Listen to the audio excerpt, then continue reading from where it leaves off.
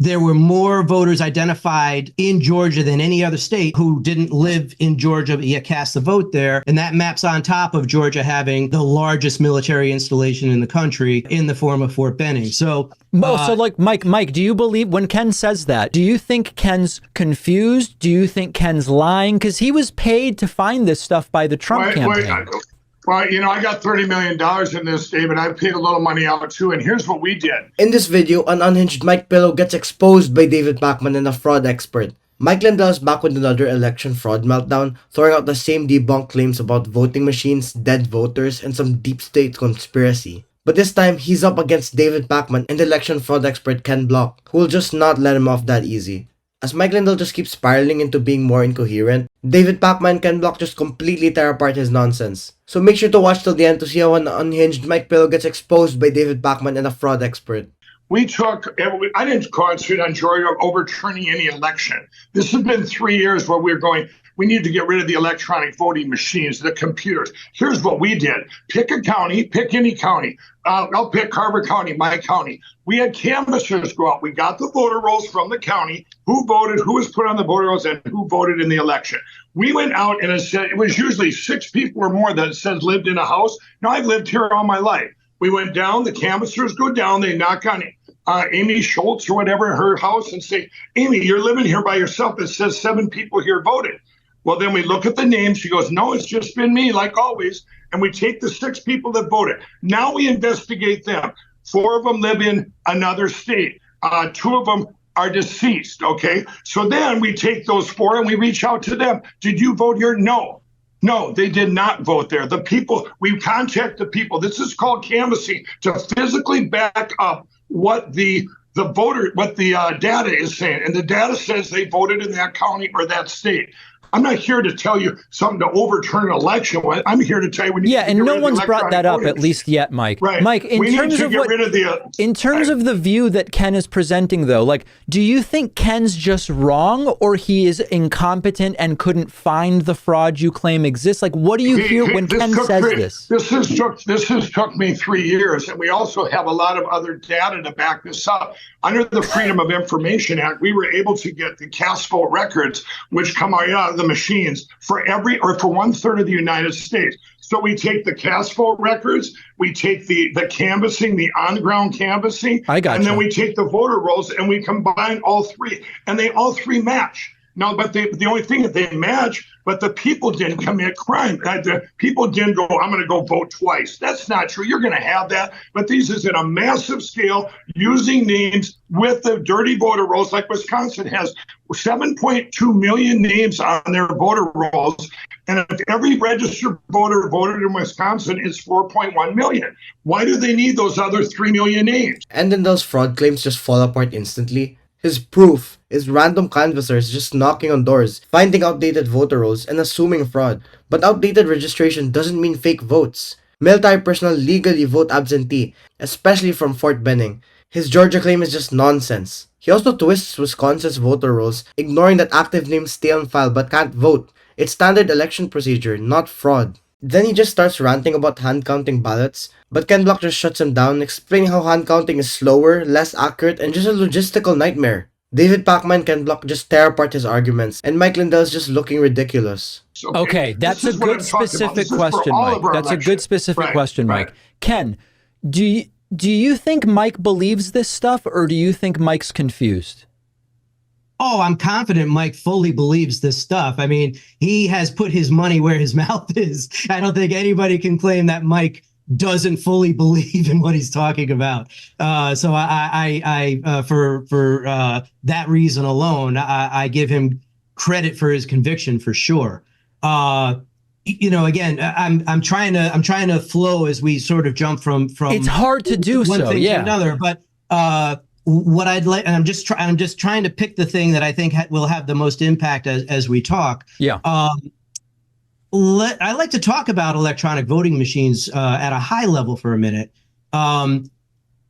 Yes, if you don't protect yourself, you leave yourself open to either external forces hacking those machines or somebody slipping some code in there potentially to alter the count itself, right? There's some nefarious computer hacking things that you can do. There are plenty of protective steps that you can take to minimize and eliminate the possibilities for that. I turn to the casino industry to look for that. You have slot machines, which are individual computers, and I do a lot of work with the gaming industry.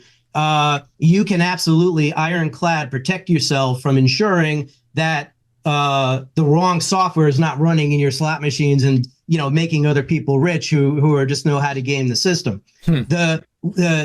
You have no proof and there's no realistic outcome where a hand count is going to be more accurate than a machine count.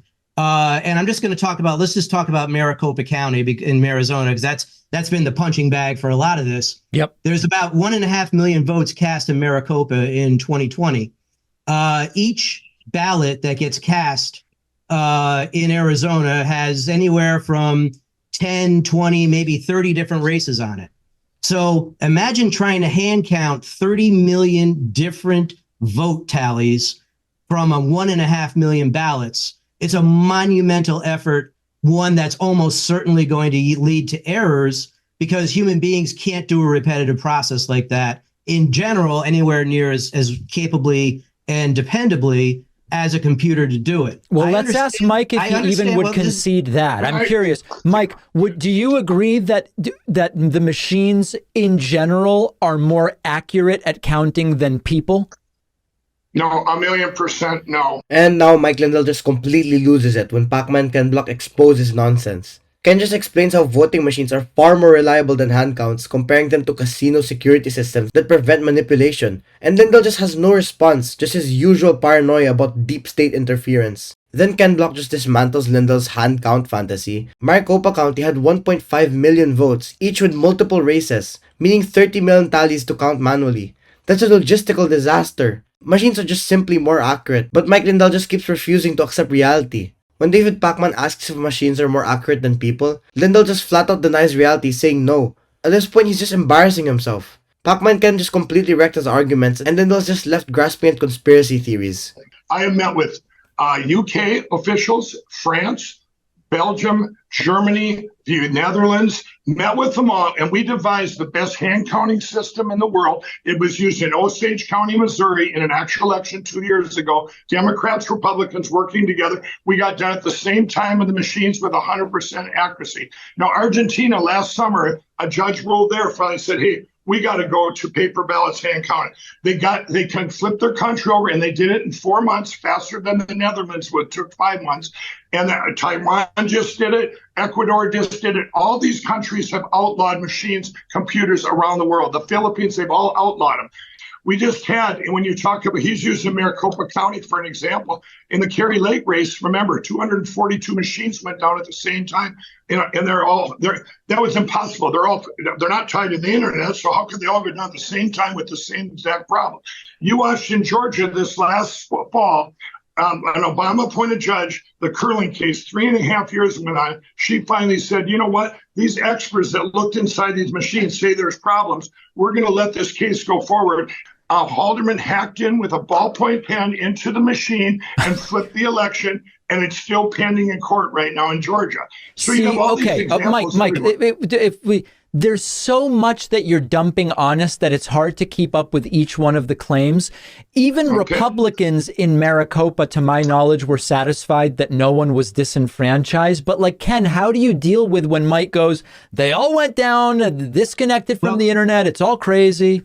So I would ask, have you looked at what it would take to turn Maricopa County into a hand count county? Absolutely, we have. We've looked at every place in the United States. Remember, we had that prior to 2000. This is what we had, Ken. You don't know what goes on those black boxes that are sitting there. We just want a fair election in our community, no matter what that is. A hand count wouldn't stop somebody from voting somewhere where they don't live.